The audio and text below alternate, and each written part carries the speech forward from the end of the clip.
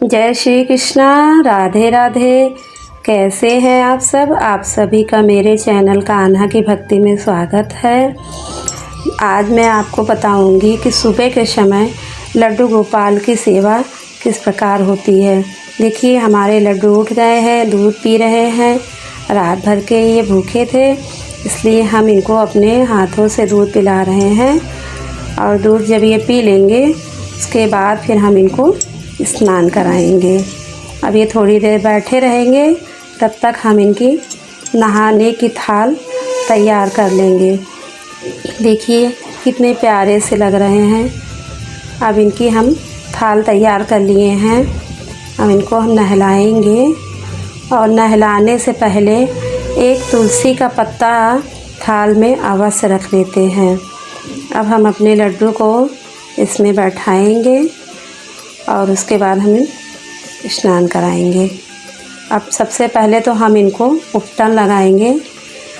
जो अभ्यंग है, ये हम हमेशा अपने प्रभु को हफ्ते में 1 या 2 बार लगा देते हैं। इसको लगाने से प्रभु जो है ना, हमेशा बहुत ही सुंदर और चमकते रहते हैं। उपटन है ये एक तरह का, और इसको हल्के हाथों से धीरे धीरे लगा देते हैं। हमारे जो लड्डू हैं ना, ये बहुत नटखट हैं। हम प्रभु की जितनी भी सेवा कर लें उतना ही अच्छा है। प्रभु हमारे भाव के भूखे हैं, और हम भाव से जो भी उनकी करते हैं उसी में उनको प्रसन्नता होती है। मैं अपने प्रभु की जो सेवा करती हूँ, मुझे यही सब करने में बहुत आनंद मिलता है। मैं इनको टाइम टाइम पर भोजन और रात में इनको टाइम पर सुलाना, सुबह उठाना, ये सब मैं अपने समय से इनको करती हूँ, और मुझे यही सब करने में बहुत ही अच्छा लगता है। और मेरे लड्डू बहुत खुश रहते हैं। अब इनको हम जल से स्नान करा रहे हैं। देखिए, जब इनको हम स्नान कराते हैं ना, तो सबसे पहले इनके चरणों पर जल डालते हैं, उसके बाद पीठ पर, और फिर उसके बाद हाथ पे, सिर पर, इस तरह धीरे धीरे नहलाते हैं। और अब हमारे लड्डू नहा चुके हैं और टॉवल से हम उनको पोंछ रहे हैं। अब इनको हम इनके वस्त्र पहनाएंगे। आज मैं इनको पिंक कलर का ड्रेस पहनाऊंगी, जो इनके ऊपर बहुत ही सुंदर लगता है। और इनके आभूषण देखिए, अब हम धीरे धीरे इनको पहना रहे हैं। और इसी तरह आप भी अपने लड्डू को सुबह समय पे जगाइए और उनको दूध पिलाइए, नहलाइए और उनकी सेवा कीजिए। इससे हमारे प्रभु जो है ना, बहुत प्रसन्न रहते हैं।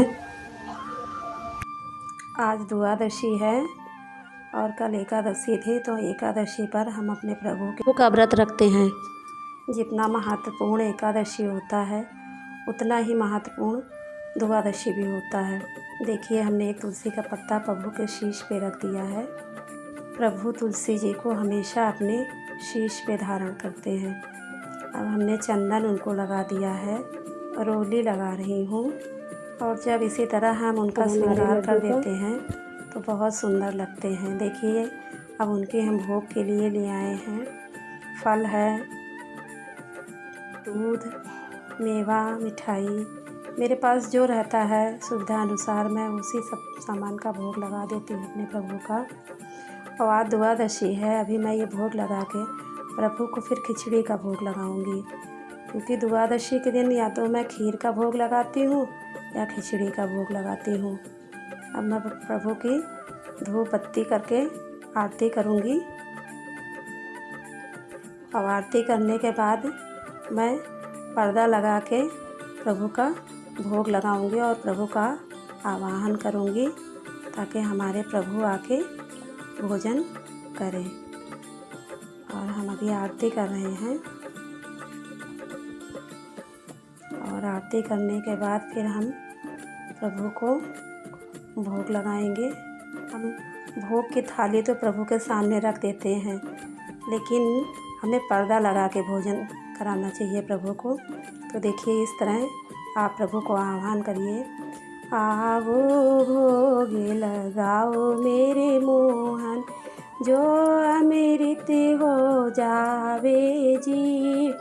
यही विधि भोग लगाओ मेरे मोहन, जो अमृत हो जावे जी।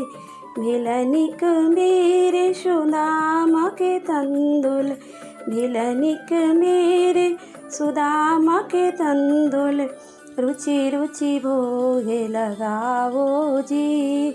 आओ भोग लगाओ मेरे कान्हा, जो अमृत हो जावे जी। दुर्योधन की मेवा त्याग्यो, दुर्योधन की मेवा त्याग्यो, साग विदुर घर खायो जी। आओ भोग लगाओ मेरे मोहन, जो अमृत हो जावे जी। रूखा सूखा भोग हमारा, रूखा सूखा भोग हमारा, रुचि रुचि भोग लगाओ जी। आओ भोग लगाओ मेरे कान्हा, जो अमृत हो जावे जी।